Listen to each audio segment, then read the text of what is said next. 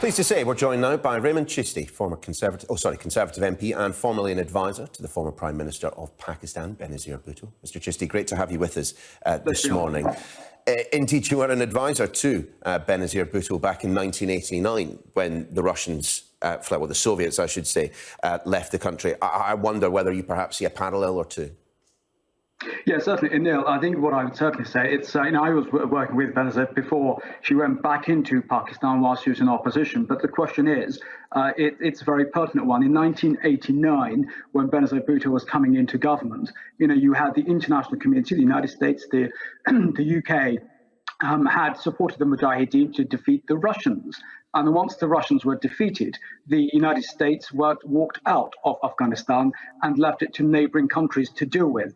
And we know what happened then. We had the Taliban, we had Al-Qaeda, and we had terrorist attacks around the world. And therefore, the end game in 1989 by the United States and international partners was a complete and utter disaster.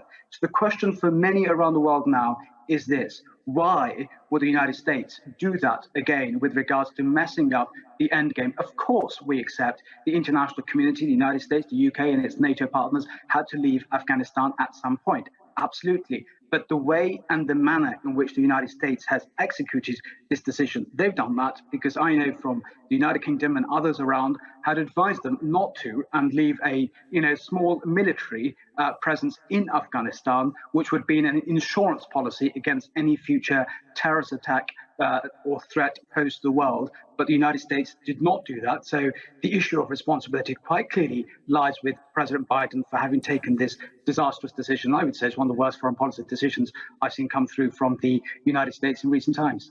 I suspect that many others might agree with you, and let us not forget the consequences of all that. We had Ben Wallace, the Defence Secretary, of course, served himself, I think he was in the Scots Guards, in fact, practically in tears on television because a decision made by the US President ultimately will lead to the deaths of some of our allies, people that served with us on the front line in Afghanistan.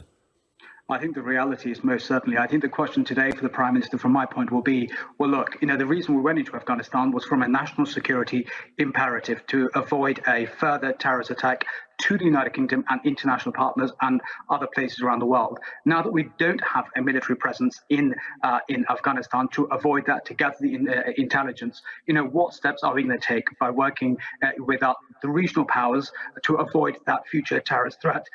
So I think the question now most certainly is, the United States have taken that decision. What we've also learned now from the United States, we have a special relationship that we work with them on many areas around the world in a coordinated approach. But when it comes to the United States' own personal interests, for them at the moment, their focus is going to be on the Pacific with the challenge with China. And they've said to others, the European partners, we have a great relationship with the United States, but it is to say, now you deal with the situations, whether it's Afghanistan or whether it's the Sahel and the issue of migrants coming to the borders of Europe. So I think we've seen now the United States have taken a strategic approach of how they will see the world and the future foreign policy for them. And then we, United Kingdom, have to then be in a position to work with other European partners to address those new challenges facing us without always having to work with the United States to make those decisive calls. Mr Chishti, what do you make of the assertion by the US President, the assertion by the Foreign Secretary that no one saw this coming, that the Taliban taking over the country at such speed was entirely unpredictable? With respect to both of them and their foreign policy experience, I saw it coming. I think there's many people out there, I think, who raised these concerns. I think Hillary Clinton's a former Secretary of State who also raised concerns with regards to not messing up the end game and the threat posed by the Taliban.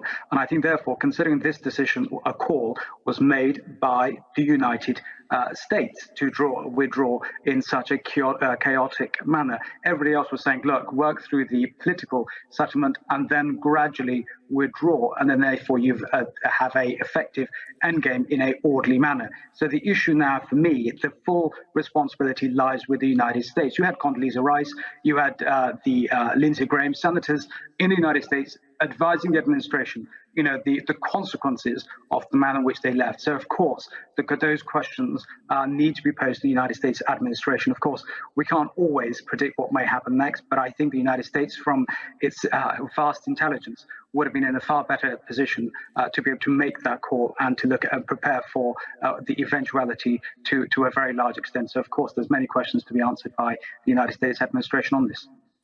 We are, unfortunately, where we are. And of course, the question then becomes how might influence be exerted over the Taliban leadership? Given the fact that China has now acknowledged the Taliban, the Russians are maintaining an embassy there, it rather feels like the United Nations Security Council is not going to be an avenue by which we can exert any kind of influence.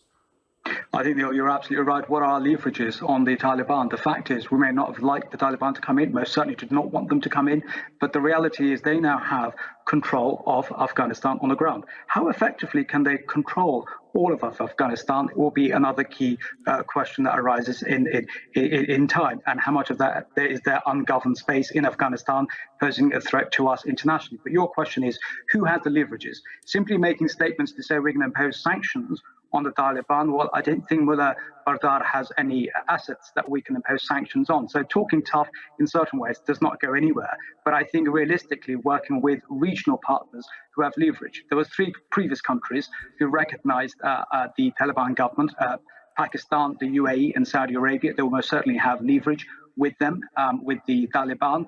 And I think what we have to now do is working with other international regional partners. China has its own interest, but also it sees a threat from the Taliban with regards to the Xinjiang. You've got Russia. It also sees challenges and threats with regards to what may happen in Chechnya. Pakistan has suffered immensely as a result of what's gone on in Afghanistan. So they've got a huge interest to help bring about stability. So I think our leverages will be through working with international regional partners, but then also then to say the economic package which we can work to support NGOs, non-governmental organizations, isn't be huge, because they would need finances to bring about the stability of institutions in Afghanistan. Mr. Chishti, a busy day for you in the House of Commons, no doubt. We will leave it there. Thank you very much for joining us. Thank you.